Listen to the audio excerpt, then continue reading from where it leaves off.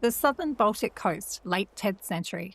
A fortress stands on the shore, its walls bristling with warriors who call themselves the Jomsvikings. The fortress was called Jomsborg, described in Chronicles as one of the greatest strongholds of the Viking Age, yet no trace of it has ever been found. Welcome back to the channel.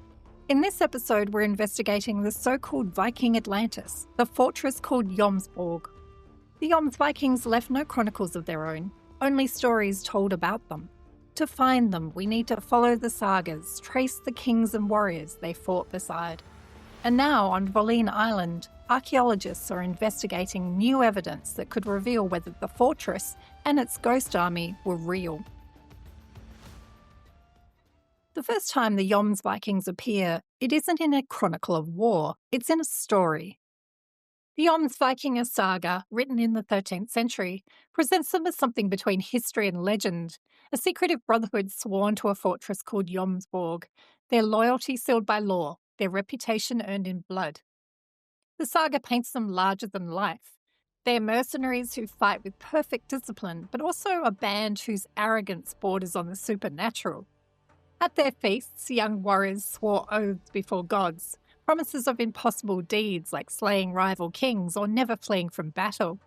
These boasts weren't drunken exaggeration. In the saga, they had to be honoured, even if it meant certain death. Their origins differ depending on the telling. One story names a warrior called Palnatoki, who built the fortress with the blessing of a Slavic ruler, Borislav. Another ties them to Harald Bluetooth of Denmark, suggesting Jomsborg was more than a mercenary base, perhaps part of a royal power struggle that spanned the Baltic.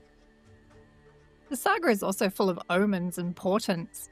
Before great battles, storms rise at sea, sorcery tilts the outcome, and the Jomsvikings are depicted as both fearless warriors and pawns of fate. At times they seem less like men than like instruments of destiny, bound by laws that allowed no fear, no retreat, and absolute equity in loot. This all reads more like scripture than a soldier's handbook, a code meant to fuse the brotherhood together more tightly than blood. And of course, historians remain cautious. The saga was written centuries after the events it claims to record, and it revels in drama more than detail. But its persistence matters. Stories this elaborate rarely appear from nowhere. It feels almost as though the Jomsvikings themselves wanted their name to echo down the centuries, not as mere soldiers, but as a legend that refused to die. Interestingly, medieval chroniclers across Europe also wrote of Jomsborg. Adam of Bremen in the 11th century called it Jomna and claimed it was the greatest stronghold in Europe, a fortress of Slavs, Greeks and Saxons, and traders from diverse parts of the world. Later writers even spoke of a blazing beacon that could be seen over the Baltic. Saxo Grammaticus, the Danish historian, echoed the claim. He placed the fortress on the Givna River, describing it as the mightiest in the Slavic lands. And the traveller Ibrahim ibn Yaqub added to the picture with accounts of great trading towns in the region. Taken together, these sources conjure a Baltic superfortress, a city of trade and war to rival the greatest strongholds of medieval Europe. And if Jomsborg existed, the strongest candidate is here, on Wolin Island. In Norse sources, it appears as Julin or Jomna, a fortified town teeming with merchants and warriors. And the island is no ordinary place. In the Viking Age, Wolin was a thriving hub where Slavs, Germans and Scandinavians all mixed. Archaeology has shown it was a prosperous port plugged into the networks the sagas describe. That's why many scholars see Wolin as the best candidate for Jomsborg.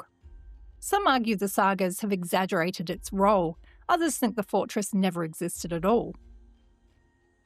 But who were the Jomsvikings? The sagas didn't just describe a place that they lived, they also described the men who lived there, bound not only by walls but by law. The Jomsvikinga Saga preserves the Brotherhood's rules. No one older than 50 or younger than 18 was accepted into the band. None of them was to show fear, however greatly he might be wounded, and no one was to retreat before an enemy. If a quarrel arose between brothers, it was to be settled within the walls of the stronghold. All booty was to be brought into the stronghold and divided equally. This was no loose band of raiders, but a disciplined order, wealth shared, loyalty absolute, and fear was forbidden. In many ways, they resembled the knightly orders that would rise later on, like the Knights Templar. The Jomsvikings' laws weren't just words. The battlefield would test them. At Hardanger in Norway, the Jomsvikings fought Jarl Hakon. The saga tells of storms, sorcery, and warriors who refused to yield. Defeated, they still became legend. At Fyrisvellir, they fought under Styrbjörn the Strong. Some even burned their ships to make retreat impossible. Crushed in battle, their memory only grew. Again and again, the sagas show their code carried onto the field. Never retreat, never surrender, loyalty above life. But stories can only carry a brotherhood so far. Eventually, the sagas give us an ending, the day their fortress itself fell. In 1043, barely a generation after their heyday, King Magnus I of Norway marched on Jomsborg. According to Heimskringla, his forces stormed the fortress, burned its halls, and put its defenders to the sword. After that, the Jomsvikings fade from history. Their fortress was ash, their brotherhood gone, and yet their story persisted. So the sagas gave us their rise and fall. But if Jomsborg truly existed, then the earth itself should still carry its scars. On Wolin, near Hangman's Hill, extensive excavations have uncovered evidence that echoes the saga. Led by Dr. Filip Powiak, archaeologists found oak ramparts blackened by fire and the charred remains of buildings, sign of a sudden destruction. Nearby graves held weapon fragments, horse gear, and imported luxuries, showing this wasn't only a trading hub but also a militarised one. They also discovered traces of a broad pier, large enough to shelter longships, exactly the kind of infrastructure a war fortress would need. Dendrochronology and artefact topology date much of this to the late 10th and early 11th centuries, the period tied exactly to Jomsborg. Dr. Filip Powiak has even said he is 80% sure the site is Jomsborg. Now, many scholars remain cautious. They want definitive proof, like an inscription or even a runestone. And in 2014, a curious object appeared in Sweden, a small gold disc, just over 25 grams, and inscribed in Latin. It reads, Harald Gormson, King of the Danes, Scania, Jomsborg, and the Diocese of Oldenburg. This is called the Curmsun disc, and if genuine, it would be the only artefact ever to name Jomsborg directly, linking it to Harald Bluetooth. But the story is murky. It was said to have been found in 1841 near Wolin, and it resurfaced only in 2014. With no secure archaeological context, many suspect it's a forgery or at best a 19th century curiosity. There is also a supposed chronicle that is tied to the same find, the Gesta Wolinensis Ecclesiae Pontificum, described as most scholars as fake. It is interesting to note, though, that the scholar who is most closely linked to both the Curmsun disc and the Gesta Wolinensis is the Swedish archaeologist Sven Rosborn. He's argued vigorously for their authenticity, pointing to forensic studies of the materials and to details in the chronicle that seem to anticipate later archaeological discoveries.